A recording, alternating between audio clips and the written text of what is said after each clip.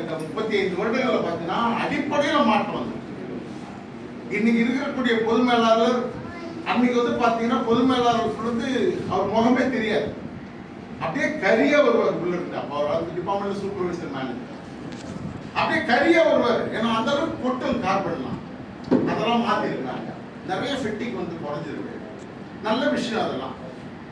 அப்ப ஆரம்பத்தில் நான் ஆல்பர்ட் கோஸ்ட் சார் வேலைக்கு வைக்கிறப்போ அதுக்கப்புறம் ஜாடி சார் வந்தாங்க ஃபேக்டரியில, முக்கியமா இருந்தாரு, மிகப்பெரிய ஆளுமை அவரு.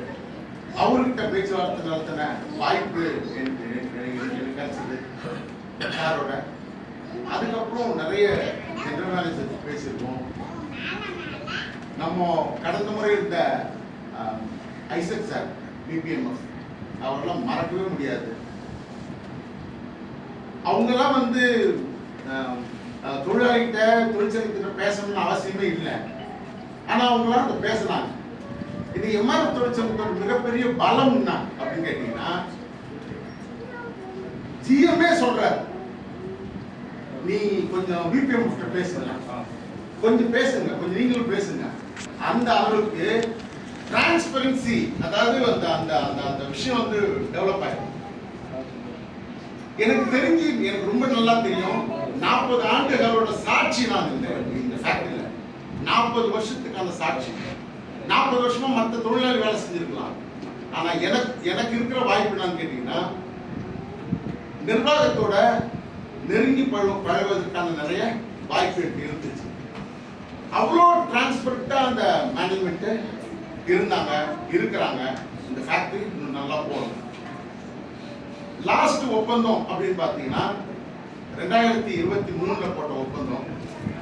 அந்த ஒப்பந்தம் போடுவதற்கு தொழிற்சங்கம் அடிப்படை காரணமாக இருந்தாலும், செயற்குழு உறுப்பினர்கள் அடிப்படை காரணமாக இருந்தாலும், அந்த ஒப்பந்தம் இறுதிப்படுத்துவதற்கான முதல் காரணம் பொது மேலாளர்.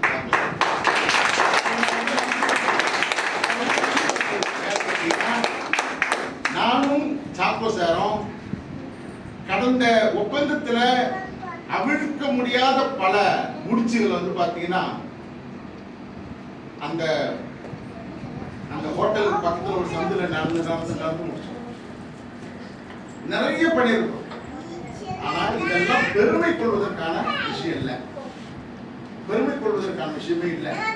இன்னைக்கு ரொம்ப இளைய தலைமுறை இந்த அரவிந்தனா இருக்கும், சுகுமாரனா இருக்கும், இன்னும் ஒரு 4-5 ஆண்டுகள் சர்வீஸ் இருக்கக்கூடிய ஒரு கோபி சாரா இருக்கும், சுரேஷா இருக்கும்,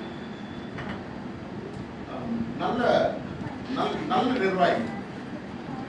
எந்த விதமான அந்த சுய பதட்டம் இல்லாம ரொம்ப நேர்மையாக நிதானமா செயல்படுறோம்.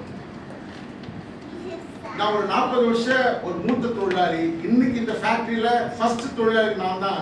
ரொம்ப உரிமையோடு உங்களை கேட்கறது என்னன்னு கேட்டீங்கன்னா, இன்னைக்கு இருக்கக்கூடிய தொழிற்சங்க பேட்டர்ல தயவு செஞ்சு மாத்திராதீங்கன்றதுதான். எதா இருந்தாலும் இந்த நிர்வாகத்திட்ட பேசுங்க. இந்த நிர்வாகத்துடன் பேசி முடிக்க முடியாத பிரச்சனை எதுவுமே கிடையாது. நான் நிறைய ஃபேக்டரியை பார்த்துருக்கிறேன், நிறைய சண்டை போட்டுருக்கிறோம். பெட்ரோல் கேனோட ஒரு சில மேனேஜ்மெண்ட் கூட உட்காந்து நீ பிரச்சனையை ஒத்துக்கலன்னா நான் ஊற்றி கொளுத்தி செத்துருவோம்லாம் சொல்லியிருக்கிறோம். ஆனால் எம்ஆர்எஃப் மேனேஜ்மெண்ட்டை பொறுத்தளவுக்கு நம்ம பிபிசி சொல்லுவார், இது ரப்பர் மாதிரி இழுக்கு இருக்கிறாங்க, அதெல்லாம் மாறிடுச்சு, நிறைய மாறிடுச்சு. இது உங்களுக்கு பெரிய ஒரு தகவலா சொல்றேன். இன்னைக்கு இந்தியாவில் எந்த ஃபேக்டரியிலுமே மெஜாரிட்டி உற்பத்தியை தன் கட்டுப்பாட்டில் வைத்திருக்கக்கூடிய ஒரே நிறுவனம் எம்ஆர்எஃப் தான், திருவொற்றியூர். மெஜாரிட்டி இன்னைக்கு உற்பத்தி யாருக்கு இருக்கு அப்படின்னு நிரந்தர தொழிலாளர்கள் தான் இருக்கு. இன்னைக்கு இந்தியாவில் வந்து பாத்தீங்கன்னா எந்த ஃபேக்டரியிலுமே வந்து பாத்தீங்கன்னா நிரந்தர தொழிலாளரிடம் உற்பத்தி இல்லை. அங்கெல்லாம் தொழிற்சங்கம் ஒரு போலியா தான் இயங்கிட்டு இருக்கு. தொழிற்சங்கம் ஒரு உணர்வா இருக்கலாம், ஆனா ஒண்ணும் பண்ண முடியாது. ஆனா இன்னைக்கு நம்ம இவரு சொன்ன மாதிரி 50% சொன்னாலும் இந்த தொழிற்சங்கம் தான் வெற்றி பெற்றிருக்குது. அது முக்கியமான விஷயம். அப்போ எதிர்காலத்தில் வந்து இதை கொஞ்சம் ரொம்ப நல்லா கொண்டு போங்க, ரொம்ப